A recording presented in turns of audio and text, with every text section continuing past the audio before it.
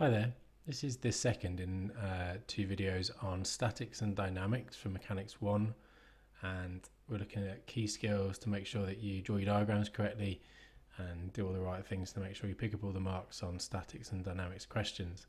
I'm starting with the connected particles example you can see of a pulley with a 3 kilogram and a 7 kilogram weight on either end. So we're going to have a look at how we set up our force diagram and component diagram for that, and make sure we get the right equations out of it and do the right thing to get the right answer. So we've got two situations, and therefore I'm going to do two force diagrams. So first of all, we've got the situation at A, where we've got force diagram wise, we've got the tension in the string. This will be described as a light inextensible string and a frictionless pulley. That means that the tension throughout the string is the same, which is convenient and allows you to work it out with M1 skills.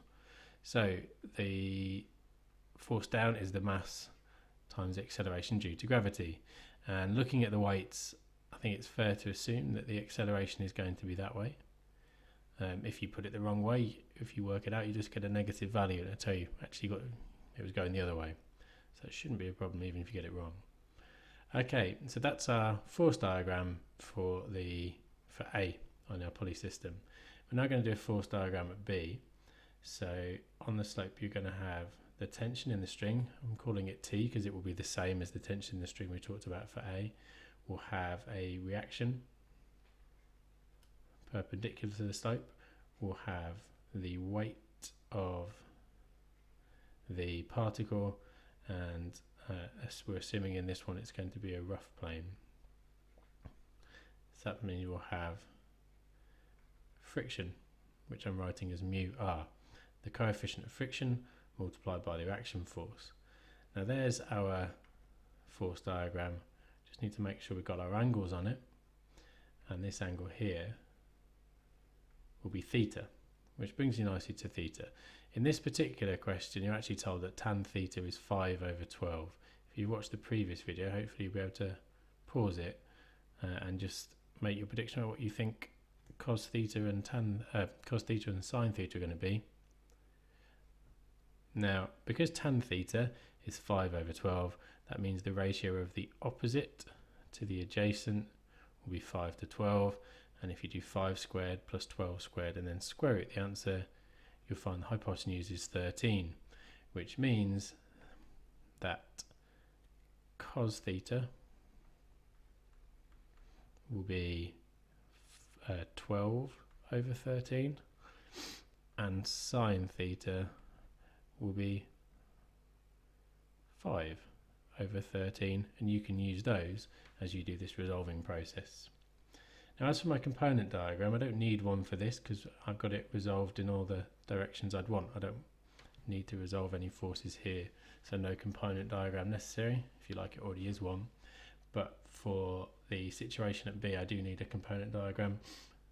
The tension is fine because it's along the slope and that's the way I'd like to resolve.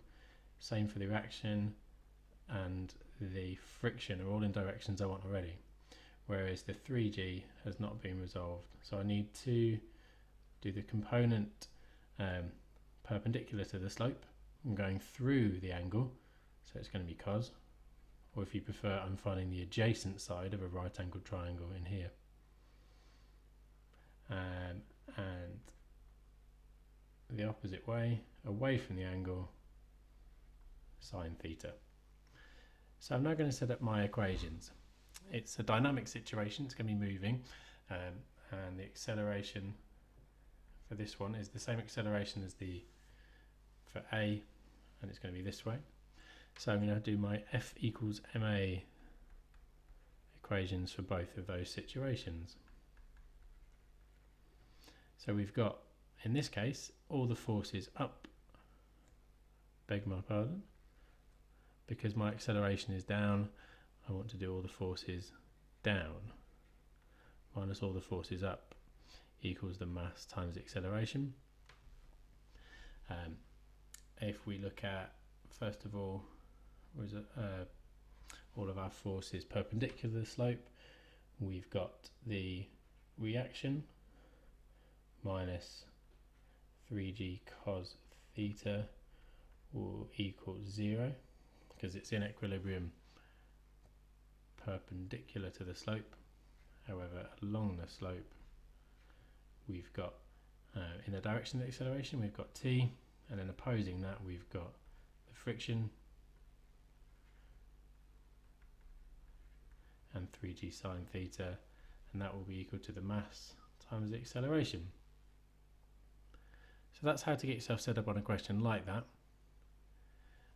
And look out for tan thetas and tan alphas in questions, because it's just a little bit of Pythagoras and SOHCAHTOA in order to find fractions for cos theta and sine theta, and then you can plug those into these two equations and you should be able to find your values of t and any other values they ask you to find.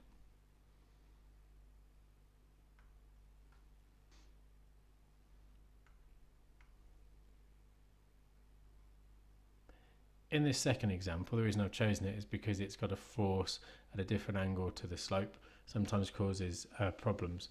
Particularly, I'll show you in a minute, there's a mistake that a lot of students make when doing a question like this. So first of all, let's do our force diagram.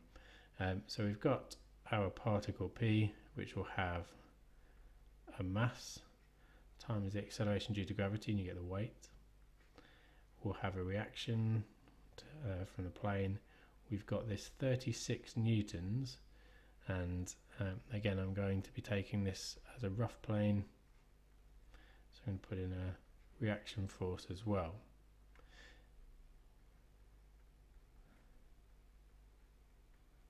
So I'm going to put in my angles. So this angle here is 30 degrees and this angle here is also 30 degrees, and now I'm going to resolve to create my component diagram.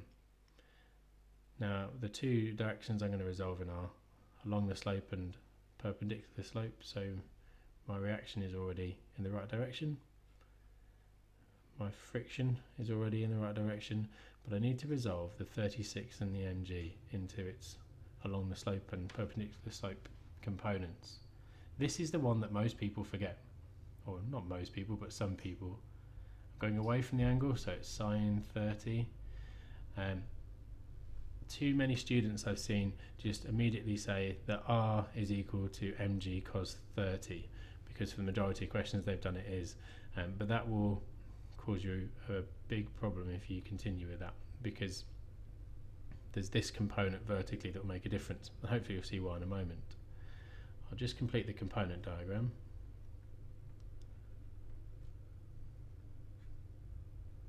We've got mg through the angle, so cos 30, and away from the angle sine 30.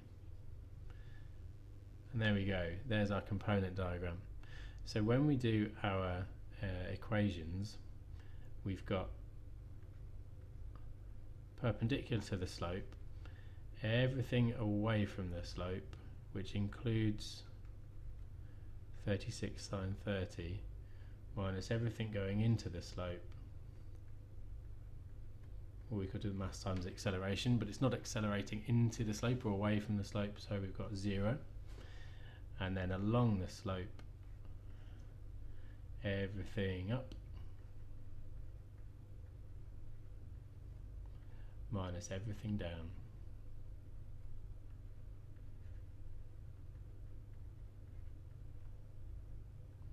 And that's equal to the mass times acceleration.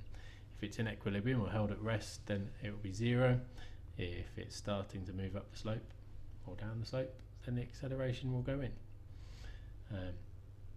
Just again, remember it's this particular bit here that students often forget to include. So watch out for that and make sure that you are not one of those people. Final part, I include this question just because it's slightly different.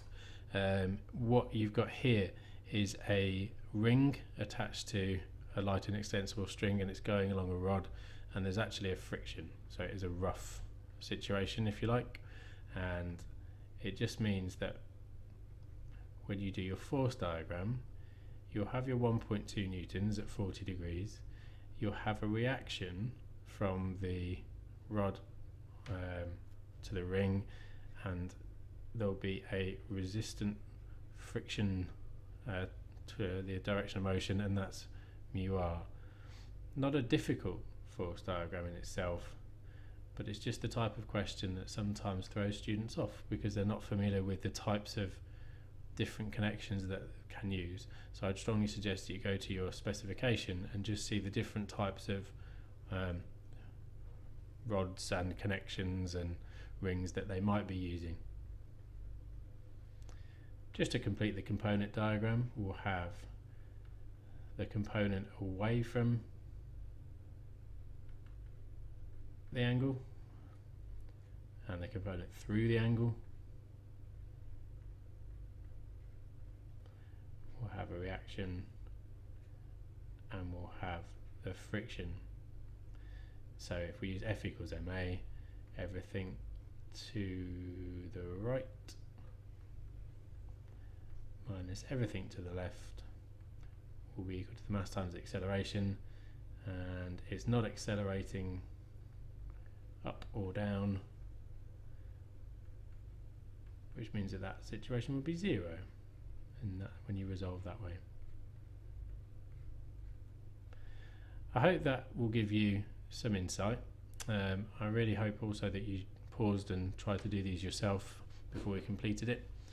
But just a few tips to avoid any problems on your Mechanics 1 paper, particularly for statics and dynamics questions. Thank you very much for your time.